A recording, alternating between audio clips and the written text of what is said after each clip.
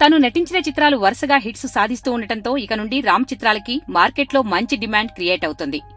అలాగే తన అప్కమింగ్ చిత్రాలలో స్టైల్ పరంగానే ఎంతో కేరింగ్ తీసుకుంటున్నాడు రామ్.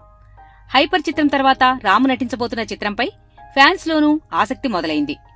ఇదిలా ఉంటే రామ్ కి సరిగ్గా సూటయ్యే ఓ 2 కథలకి తాజాగా గ్రీన్ సిగ్నల్ పడ్డాయని అంటున్నారు.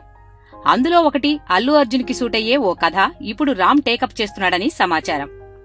ఇండస్ట్రీకి చెందిన ఓ యంగ్ డైరెక్టర్ తాజాగా అల్లు అర్జున్ కి ఓ కథని చెప్పారట.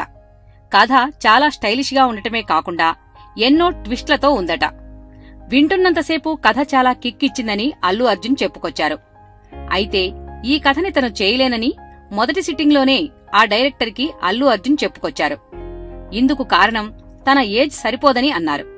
తను ఆ యంగ్ స్టేజ్ ని దాటి వచ్చానని చెప్పటంతో ఆ డైరెక్టర్ హీరో రామ్ వద్దకు వెళ్లి కథని మొత్తం చెప్పారు. రామ్ కి ఆ కథ బాగా నచ్చటంతో వెంటనే యాక్సెప్ట్ చేశాడట.